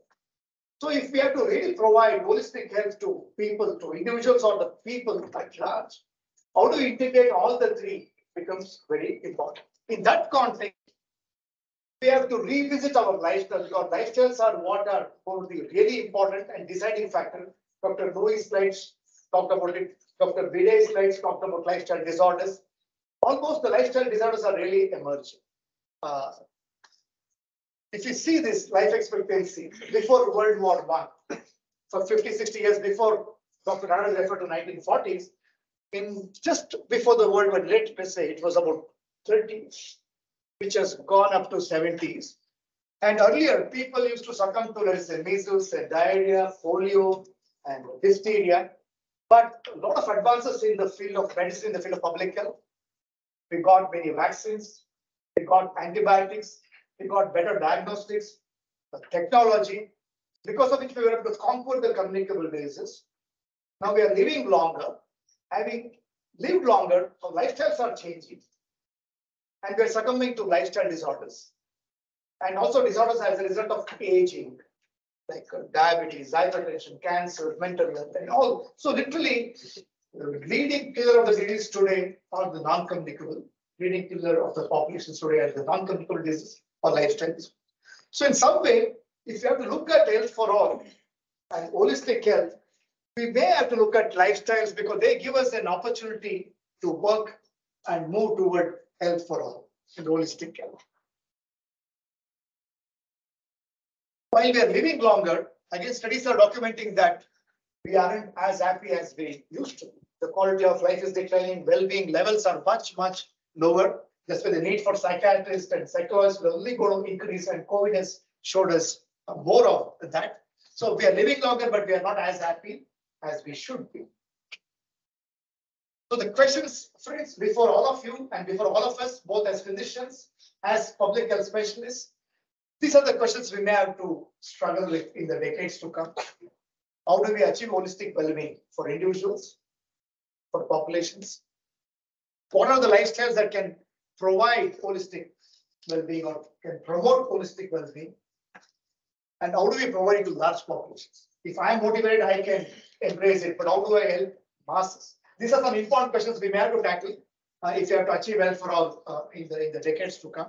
And by the way, Sustainable Development Goal 3, it looks at health for all, right? Good health and well-being for all, but all ages. So this is already there, and we already started measuring it. And we know we aren't doing very well out there. In terms of lifestyle, this is something that I've been researching last 4 or 5 years. At least can we look at a integrated lifestyle to achieve holistic well-being? When I say integrated lifestyle, it has 4 aspects. One is lifestyle based on the evidence from modern medicine. Current lifestyle medicine offers 6 important approaches. It says exercise, stress, how do we deal with stress, how do we deal with relationships, sleep, substance abuse, and nutrition. I think we all know about balanced diet, physical activity. We all know a lot of evidence is coming. All of us know that it's important to, but we lack motivation to do it well and do it sustainably, right? So this is one aspect. At a physical level, it can offer a lot of help. And evidence shows that this can really cut down 30 to 40% of mortality is due to NCDs if we start very young. Then there is lifestyle based on science of Ayurveda, right? While lifestyle medicine looks at physical and psychological aspects, lifestyle based on science of Ayurveda goes a little deeper because here Ayurveda regards each individual as unique.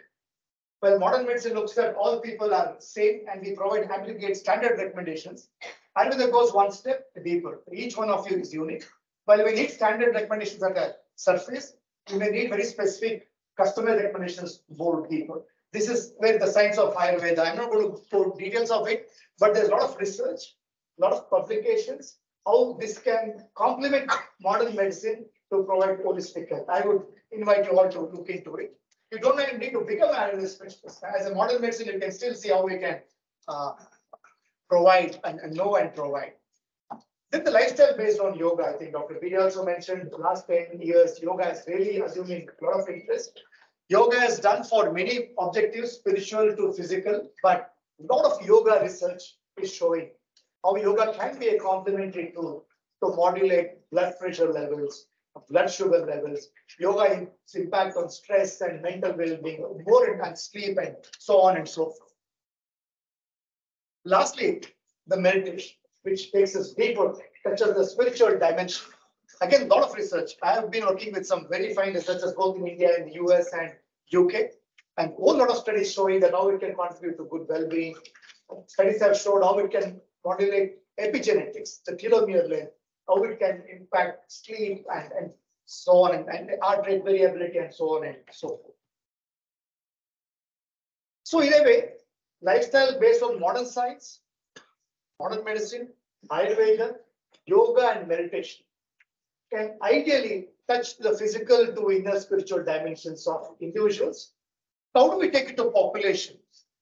Now, as a national health program of Ayushman Bharat, we have these health and wellness centers. Again, the health and wellness centers dedicated to Ayush, where there's an attempt to take this yoga and meditation services forward. And there's going to be one health and wellness center for every 5,000 population to about 50 to 20,000 population. So even if these lifestyle interventions can be rightly modulated, packaged, and we can take it through Ayushman centers to more and more populations, which will require again implementation research approaches, programs, science-based approaches. That's where public health specialists will have a lot of work to study the effectiveness of these approaches in populations. But certainly there are these opportunities. With that, I come to the end and I'll be happy to take a question also. Okay.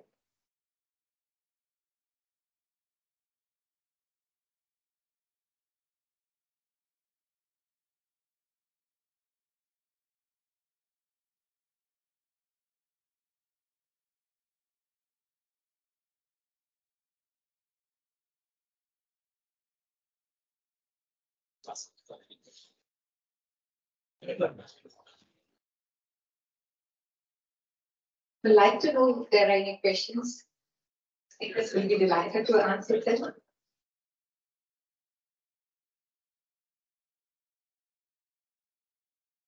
Thank you, Dr. Ajit Pillai, sir, and Dr. Krishnamurthy, sir, for shining light on this concept of convergence of physical and psychological health, as well as spiritual and socio-cultural dimensions in achieving health for all.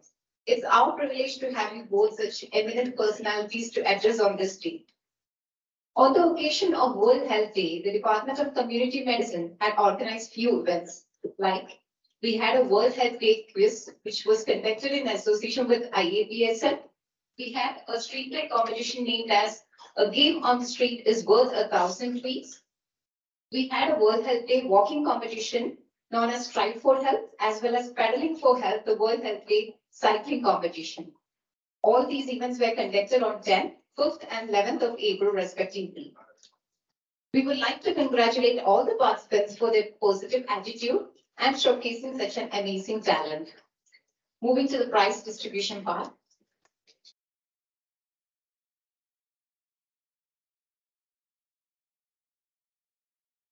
I would like to invite and request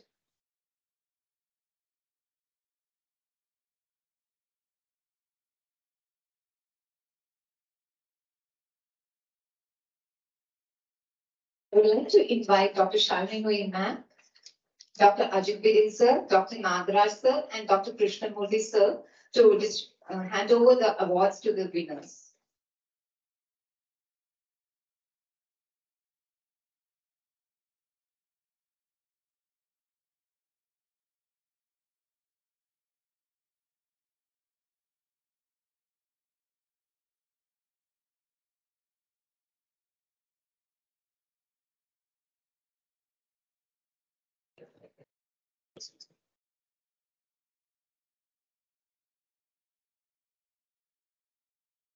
So right now we have our street play competition.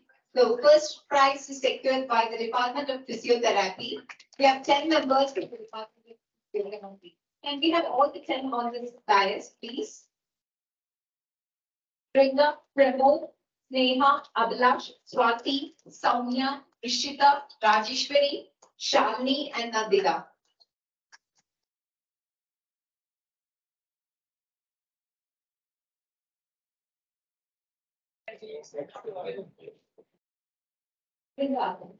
Brinda is the leader.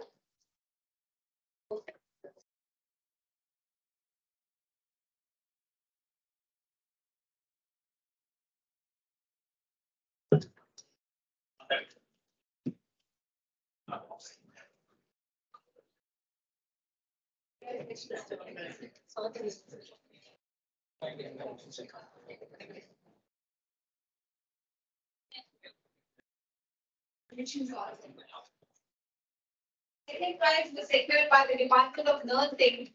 We have another set of 10 members. Can we have all of them on the stage? And the team was led by Aksa. We have Aksa, Anna, Wilson, Akshay, Abhiravi, Anu, Kristen, Joyce, Krishna, Faiz Mohan, and Raki.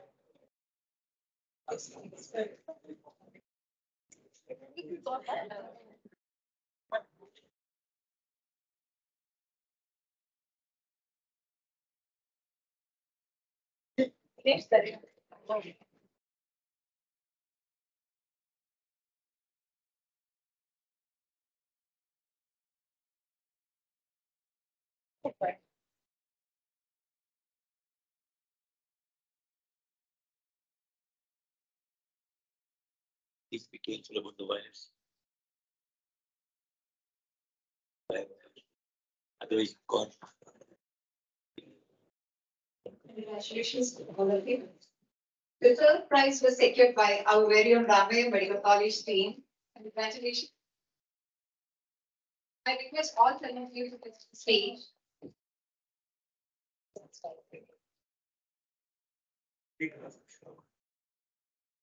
We have Sneha as a team leader. We have Sneha, Neha, Sneha S, Shweta, Isha, Freya, Abhishek, Rakshit, Evashri, and Aman.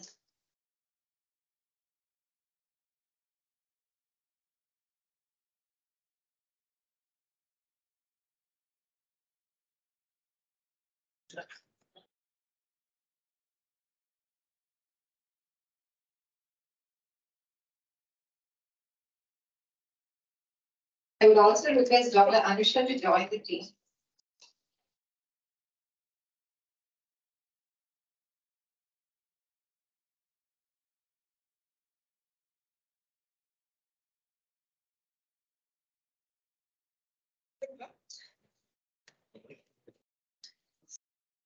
This was made successful by our Dr. Ramaiah Research, Senior Lieutenant of the Department of Community.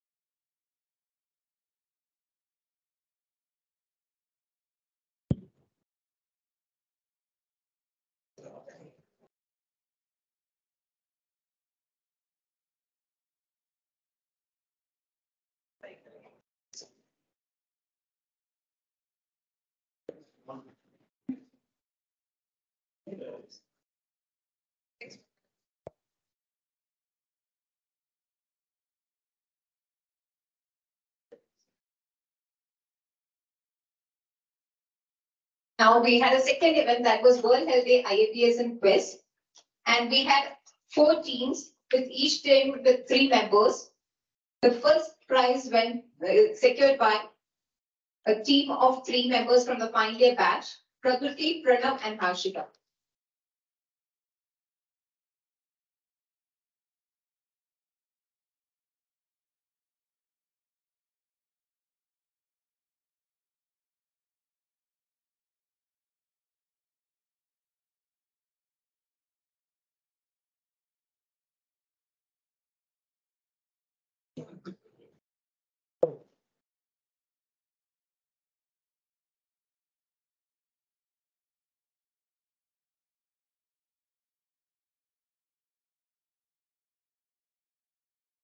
Congratulations.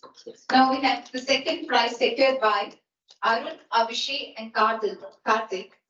They are also from final year.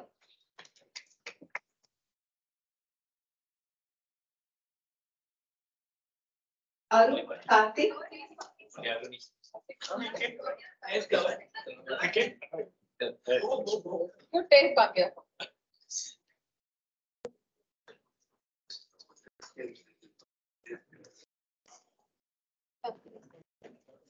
Third.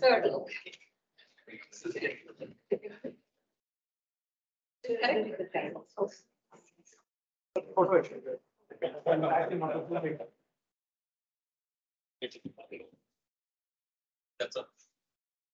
Third prize, we have two teams. One is Anaka, Chetana and Ananya. The other one is Ananya, Krishnamurti, Neha and Meghna. There's a small correction. Actually, they are the second prize winners and the third prize winners are Arun and team. Sorry for that. It's a print from the IAPS. It's a mistake from the IAPS. Correcting the certificates later.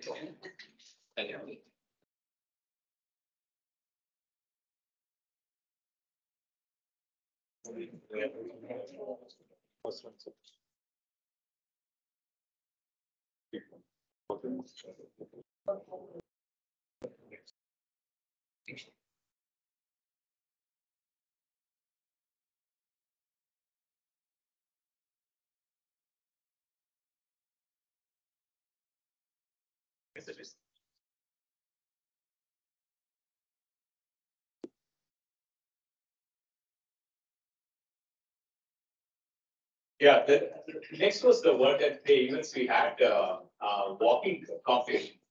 We have the sponsors from the Decathlon and also from Walter Close.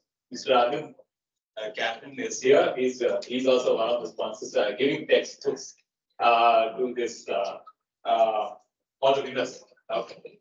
Decathlon has come forward and also actually sponsored the event by giving cycles and also to all the registered participants, they come forward with giving away certificates for all those students and faculty. This was open from 18 years to 65 years. Okay, and they had given they're going to give participant certificates and also gift or discount vouchers for each one of them who are registered in this app.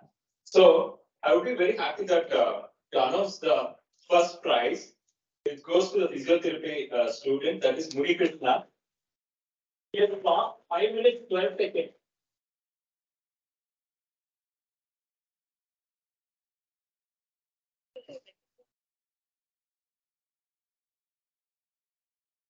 All the Decathlon.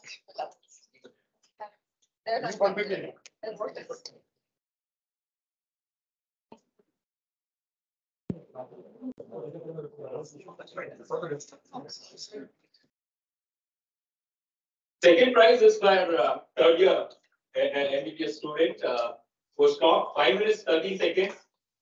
Anu.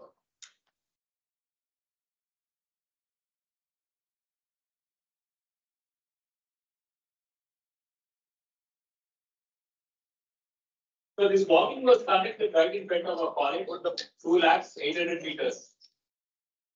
Come you. Please come.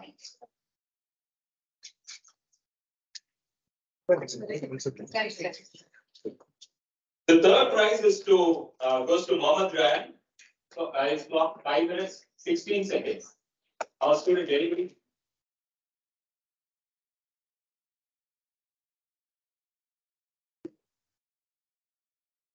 Okay, anybody can give them the prize? Hand it over to him later. Okay, we will. I'm surprised that even so many of our faculty participated and the president, that is Dr. Gurudev, has clocked 5 minutes 36 seconds and he's completed the lab. So he was in fact standing first, the first match of winning. Thanks. I would also like to congratulate all the participants of the cycling competition and the certificates will be awarded later on a later note. Now I request Dr. Dinesh Rajaram sir to deliver the voting thanks as well as the pledge. Before that, can you comment just to the one, I think I see this one. 3 minutes.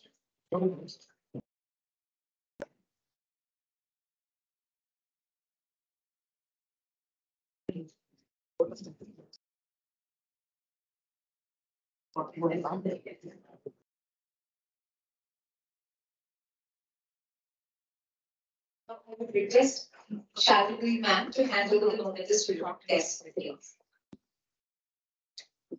To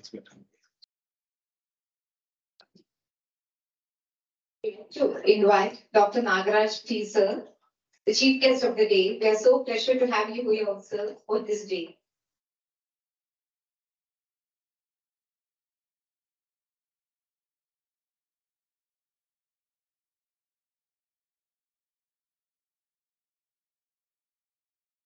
I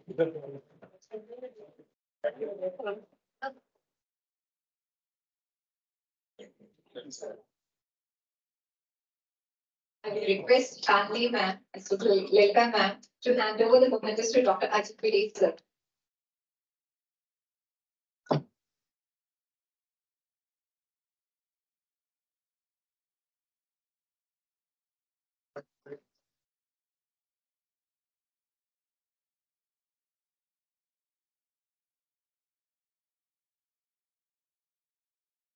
Thank you, ma'am.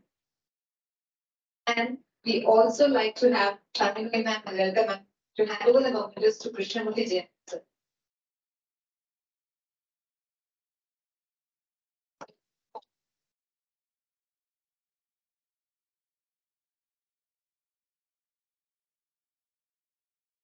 Stage is yours today.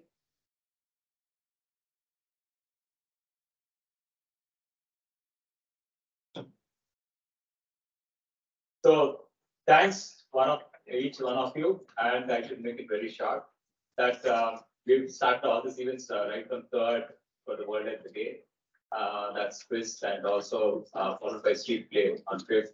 Then we had cycling postponed from 4th to 11th. Anyway, we had it done. That is both walking and also cycling. And now today we have CME. Okay, and I really think that this has gone on very well, and it should have. If it has definitely gone on well, I have to actually thank so many people. There's a good number of people I'll have to thank. First, I want to thank the management and also the chairman. Actually, if it is happening in this campus, it's such a wonderful campus. That's the Gangotri. Thanks to the chairman. And there are other persons, that's the vice chancellor and the post chancellor. We are surprised actually, post chancellor had come and parties. He was there yesterday for the walking competition. So thanks to him, and also even to the principal and dean for taking approving of all this. Okay, she's been motivation for us, and always she's been driving the force. And also at one instant she says, yes, you can go ahead. So thanks to our principal and dean, Dr. Shanti ma'am. Thanks next to our vice dean, that is Dr. Harish sir. He was there for one of the events, that is the street play. He was there at just one small but they are all people who actually support us. And if any events have to happen, it's because of them. So thanks to Dr. Harish sir in absentia. Then we have always Dr. Pratap, the Registrar Academics, and also Dr. Hemant, the Registrar Administration. So thanks to them also. We require their supports, and without their support, it won't happen.